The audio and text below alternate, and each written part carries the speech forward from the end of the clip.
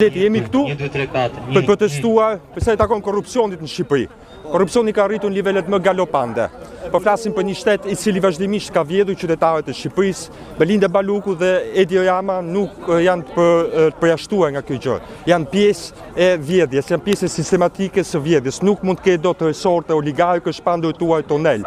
Nuk mund të ketë dot hotele oligarkësh pa i dhënë portin e Durrësit. Nuk mund të ketë dot licenca peshkimi pa ndërtuar port Belinda Baluku. Të gjithë janë së bashku fajtorë. Janë pjesë të njëjtës skem kriminali që kanë vjedhur dhe kanë përforuar këtë Shqipëri, këtë vend.